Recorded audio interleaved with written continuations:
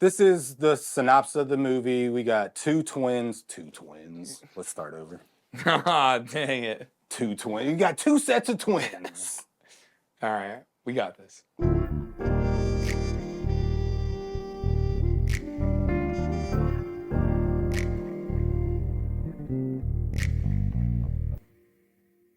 Welcome to Fresh Out. I'm JC, And I'm Cude. and we're fresh out of Sinners. Sinners, directed by Ryan Coogler, has Michael B. Jordan working double duty to bring us the next action horror movie classic. Sinners. Sinners. Dude, everybody is loving this movie. Yeah, I feel like they've said it's the best movie of the year so far. Yeah. Last time I checked, I'm just after the theaters, 97% for critics, 98% for audiences. That is crazy. I wonder what it's dropped to since then. Yeah. You know Well, what I and mean? I feel like I'm trying to think of the movies we've seen this year, and I don't think anything has even been above 95. Right? Something has been close to 95. I feel like all the movies. No, we that's what I'm saw saying. were I don't yeah, think- dude, that's yeah. a feat, dude. Yeah, seriously. Coogler and B. Jordan, bro, they're back at it again, dude. Yeah, that's a good point. And also, fun fact, all of the films that Ryan Coogler has directed, Michael B. Jordan is in all of them. That's crazy. Small spoiler if you haven't seen Black Panther: Wakanda Forever, but come on, you should have seen it by now. But he's got Fruitvale Station, Creed, Black Panther, Wakanda Forever, and now Sinners. That's crazy. So So- Coogler's only 4 movies in? Was that 5? That's his 5th one. Is this Wow, last? dude. He's doing good. He's doing good. Yeah, those are all great movies. So what was this about? Yeah, so we have I'm like Michael B. scratching my Jordan. head like I forgot. What was this movie about that we just came out of? Yeah, what was it? Yeah, so we got Michael B. Jordan. He is essentially playing 2 roles, Yeah, right? twins. Twin the Moore brothers. The Moore brothers, yeah. right? We've got Smoke and Stack. Yeah. Both definitely different personalities. Is Smoke the more business-minded Exactly. one? And Stack is the more rebellious one? Yep. Okay, yeah. He's got some gold teeth. Yeah. He's a little bit just like living life on the edge. They're both kind of ruthless though because they left Mississippi. The movie takes place in like backwoods Mississippi, right? Yep. And so they actually left Mississippi to go work with the Chicago mob. Oh, yeah, Right? you're right. And yeah. so now they came back to Mississippi, and this movie is basically about them coming back to their hometown and making a really fun party. Yeah. They're basically taking the money that, how did they get it? They kind of explore it a little Yeah. bit. Did they steal it? Did they earn it? Yeah. Probably a little bit of both, right? And there's a kind of a legend, a lore behind them where people are afraid. Yeah. They're not sure if they They kind of were can't tell. gangsters before they went up. They to- were to already be the gangsters, and They then were they about became more business. gangster Yeah, in they were Chicago. about business, dude. And then they came back. And then they're like, let's So throw they the were fattest respected. party ever. Yeah, they were Yeah. respected. They're coming back and they're throwing like a great shindig. A musical feat. Yeah, like, yeah, especially yeah. after seeing it. Like, let's talk about the music. I think it's a good. Boom. Yeah. So, number one, the music in this movie is phenomenal. It is. Phenomenal. It is. It kind of is reminiscent of when "Oh Brother, Where Art Thou" came out. It actually won the Grammy for best album of that year. Oh, yeah. Right? yeah. Because it's kind of in that same vein. This is very well done music. Even if you don't like banjo, country, hillbilly music, the music is so well done. And since it's a black Southern movie, it leans more into the blues vibe, which is really cool because historically, blues in the South has been connected with a more spiritual thing like selling your soul to the devil at the crossroads, like Robert Johnson, who's the most famous. He was the first blues player that was like famous, and the legend goes he sold his soul to the devil at the crossroads. And so that is a going thing in this movie of how music is so intertwined in our life spiritually, just in everything. You know Yeah. what I mean? And there's a really cool scene that shows music throughout the ages. Oh, man. Dude, That scene. it has like it goes from like blues to rock to trap to EDM. Kinda. Yeah, It goes like It ancient. spans generations within a single shot. Yeah, it has yeah, dude, and it's a one-shotter, dude. Yeah. It's such a good Such thing. a crazy good implementation of like Yeah. representation of music. And it's just so impressive. It just shows Ryan Coogler is so locked in Yeah. with every single shot in this film. He has a vision. When he makes his movies, he's locked in on a vision. He knows what he's going for. He knows what the feeling should be. And like we talked about earlier, right? He has this vision for this film, and obviously Michael B. Jordan is a part of that vision. The casting. Yeah. The casting. Yep. Spot on, dude. Everybody in this movie, Michael B. Jordan, great. Wunmi Masaku. Yes. She's great as she was Smoke's girlfriend. Yes. Yeah. And then you have Haley Steinfeld, who is Mary.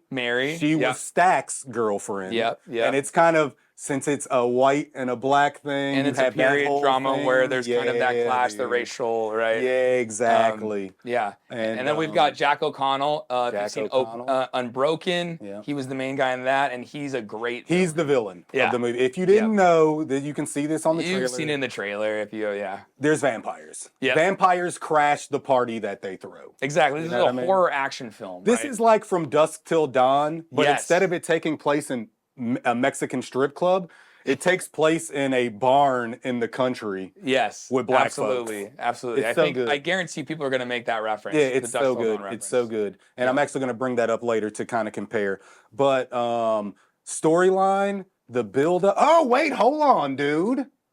The star of the movie. Oh yeah, of course. Miles Caton. Miles Caton, dude. Man, Miles Caton. This is his first movie. Bro got the chops. Yeah. Bro is in there. Oh my gosh. Sign him up. So musically, he's so talented. He's in there, dude. I think we saw an interview. Great voice. He was touring with her since he was 16 years old or something like that. Yeah. And she was the one who encouraged him to get this role, to audition for this role. And Coogler had him audition. Yeah. And he didn't even know how to play guitar before this and he's role. good. He's good. He's a talented singer, but man, he shreds. Yeah, so he is the star of the movie. He is. He is the star of the movie, dude. And he has plenty of times to shine in so many ways. Not only just with his musical talent, but his acting as well. Yep. And so the good thing about this movie is the first hour and 30 minutes of this movie is all just the build up. You're meeting the characters. You're falling in love with someone. It was comical. Yeah. Like, it was just, the comedic it was elements so well were done. great. Yeah, it was so well done, dude. The tone, perfect. Oh, it was so well done, dude. And then the vampires get introduced. What's his name? Jack O'Connell? Yep, Jack O'Connell. Yeah, so once he gets introduced, that's when things start rolling into the more sinister, the supernatural horror movie. Yep. I wouldn't call this movie a horror though. Like, I wasn't scared ever, but I guess since it has a vampire in it, it's a horror movie. There's like a jump scare somewhere in the beginning. We'll leave. I mean, at least it got me. Didn't really get Cude as much, but it got a couple people. We'll see if it gets you. Yeah. But past that, no. It's not really scary. It's not scary. More suspenseful, and then more of like this action horror where, the one gripe I think we both have is like it towards the end we build up these characters, we care about these characters, and then it's just this quick, very so we'll get into that. Yeah. The vampires were really well done. The vampires were good. Like, they were sinister, but then at the same time they were like kind of convincing to join their cause. Yeah. This was a very well written vampire, and just the effects. Like, it was really well done, dude. Well, it's interesting because you see these vampires and the typical vampire. Because he's like Irish. Yeah. He's like an Irish He's vampire. kind of like the head vampire, like the main source of, And it's kind of like a hive mind. The hive, so there we he's go. the That's main what I was one. trying to think of. He's the hive mind. He's the king of all the vampires. Yeah. So they all are him, which kind of is off-putting if you came to me with that and you're like, yo, become part of the family. And it's like, nah, but then you're just going to like run my brain. Yeah.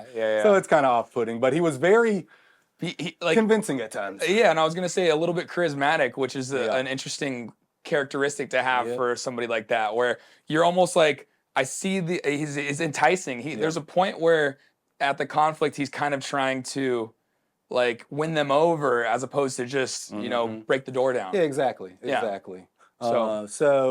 the first hour and 30 minutes of this movie was spot on. But what were you saying earlier about? Oh, yeah, no, I was just saying, and I think this was something we both kind of agreed on. This was our only gripe. It kind of felt like as this movie, we're building up these characters, we're starting to care about them, then all of a sudden, boom, these conflicts start happening, and the resolution is just so quick, or I guess the conflicts and that horror action element where there's everything is just popping off, and we thought that if you're going to take so much time to build these characters with care, Yeah. that you would be a little bit more careful and like calculated with the way that if they are going to die, maybe there's gonna be more meaning behind it as opposed to just like boom, boom, boom, right? Exactly. Exactly. The ending was rushed.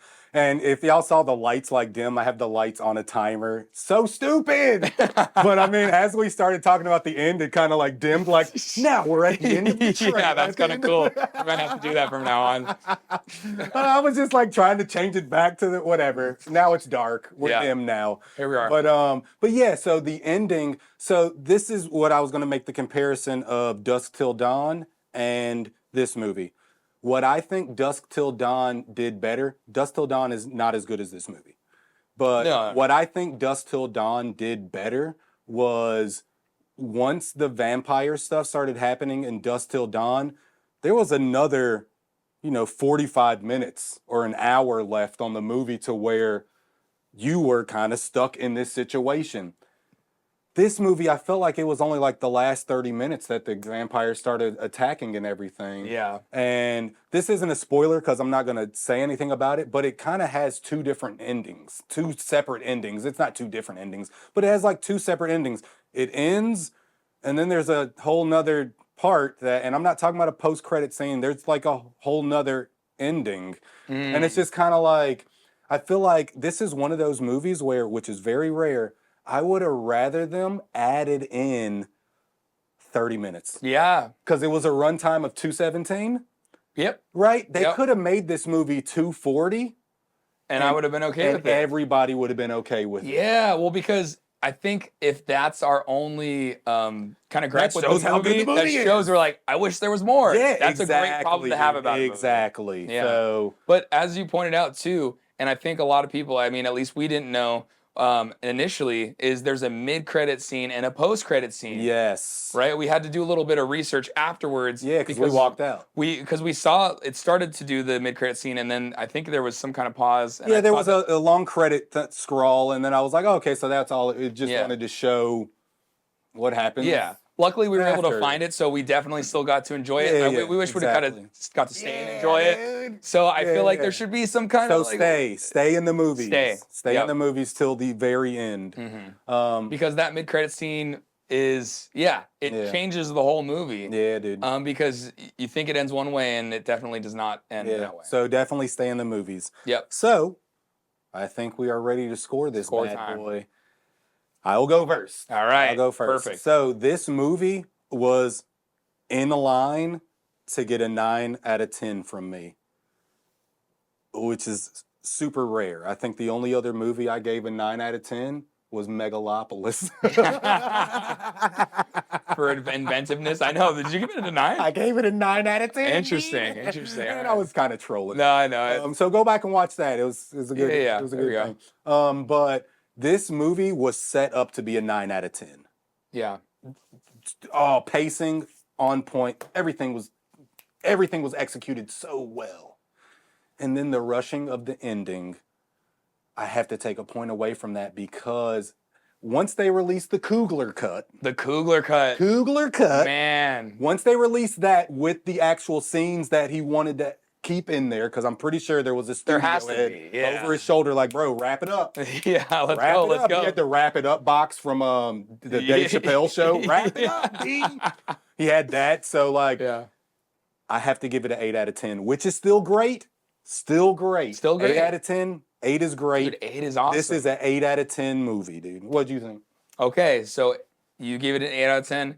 I'm gonna, I think mainly because of that mid-credit scene, because of the way they built up these characters, even with the rushed ending, I'm still leaning towards that 9. And when we're doing whole numbers, even if it's between an 8 and a 9, I'm still thinking it's above that threshold. So I'm giving it a 9 out of 10 because, man, Ryan Coogler. It deserves. Yeah, deservedly so, right? Yeah. Michael B. Jordan doing double the acting is great. Yeah. It's cool to see how they implemented, and I know it was in a thoughtful way where there's a scene in the beginning where you first see the brothers and they're kind of handing a Dude, cigar back and they're forth. lighting it. Yeah, And I know that was intentional because it's like, hey, check it out. This like, is some this is good. what we're doing. This is some good visual effects. It's great visual effects. And I Yeah, know dude. Ryan Coogler is almost like kind of showing off. He's like, hey, check it out. Like, Yep. here's the tip of the iceberg, and you're was about to good. see the full.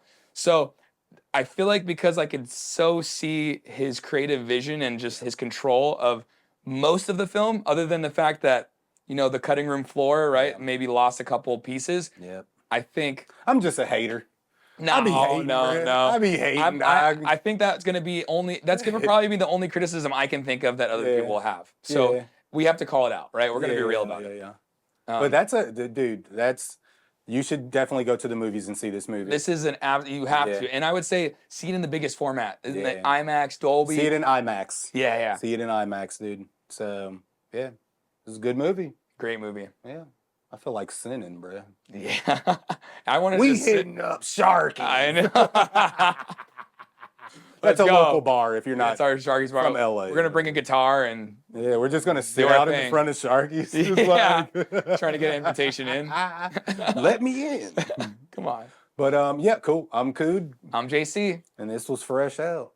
Thanks for watching. Yeah, thanks for watching. Like and subscribe, dude. Like and subscribe, Help please. us out, dude. Yeah, come on. Just click the button. We're begging, dog.